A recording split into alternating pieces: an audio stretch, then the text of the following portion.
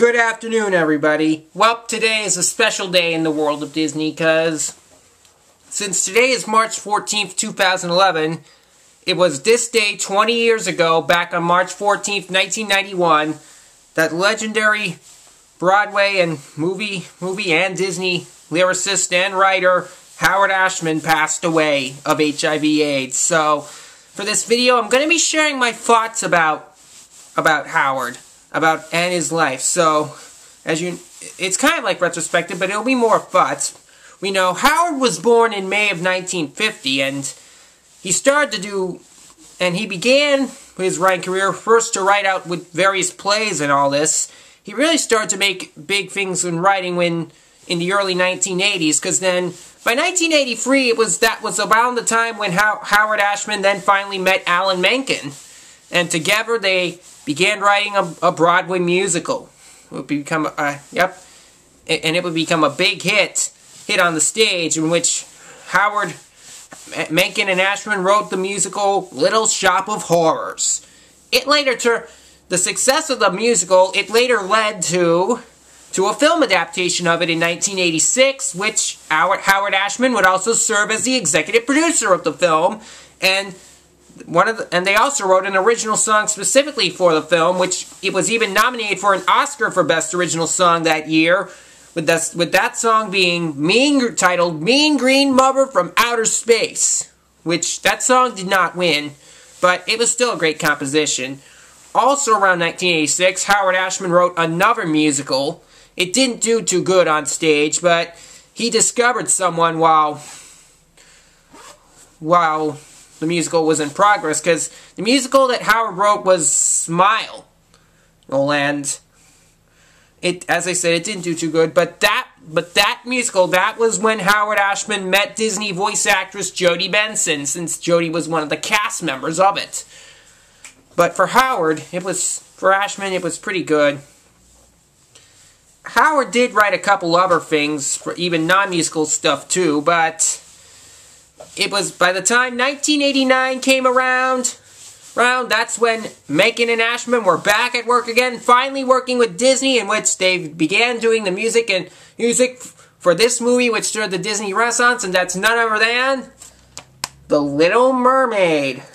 See, they wrote so many great songs, and the success of The Little Mermaid, it led to Menken and Ashman finally getting their first Oscar victory, because they had 2 song nominations from the film, both for Under the Sea and Kiss the Girl, in which Under the Sea would end up winning the Oscar for Best Original Song that year. So it was pretty good for them to have a victory. But then sometime after the ceremony, when they headed back to New York, Ashman then told something bad, had a little bad news to Menken, which Ashman said that he was sick and because he had tested positive for HIV-AIDS. So that's when he was feeling ill. That was in 1990. So, but with that, they did what they could, and then they finally began finishing all the songs for the next movie, which would be released at least eight months after Ashman's death. Which this Disney animated movie classic, my all-time favorite Disney animated movie, as you know, Beauty and the Beast. Which, after all, very good Disney film. And the success of that led to... So they did all the songs, and it was the last film which Menken and Ashman completed all the songs for. Ashman also did write several songs for the Aladdin, for the next film after it, which would be Aladdin. But then... They did as much as they could, but then after some of the song, sadly after that, once March 14th, 1991 came, that was when Ashman passed away of HIV/AIDS. But yet his legacy still lives on, because then at the end of Beauty and the Beast, there is a special message which says, "To our dear friend Howard Ashman, who gave a mermaid her voice and a beast his soul, we will be forever grateful, 1950 to 1991.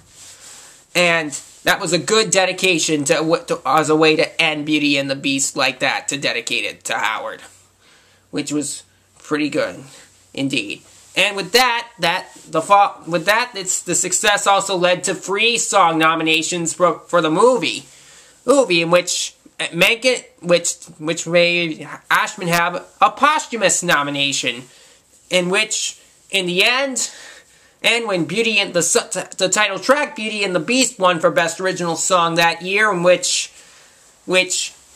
one of Howard Ashman's partners, Bill Loach, accepted the Oscar on Ashman's behalf, as Loach mentioned about that Loach mentioned that Ashman was never able to hear the final song, completed version of the film. So it was a good way to fulfill the legacy. But of course, then 1 year later, Ashman would finally have one more posthumous song nomination when he and Menken got nominated for the song "Friend Like Me." Unfortunately, Ashman would not get another posthumous win, but Menken still went home with an Oscar that night, since A Whole New World from the same film won, which A Whole New World was Alan Menken and Tim Rice. But Ashman's songs and scripts have always been part of the legacy. And even 2 decades after his death, we still always remember Howard Ashman for all the music he made. And in 2001, I believe, he and Ashman and Menken were both named Disney legends. And so that even makes the legacy even better.